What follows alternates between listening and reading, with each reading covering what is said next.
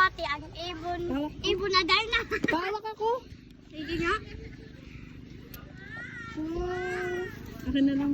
No. Palitay sa kwenta.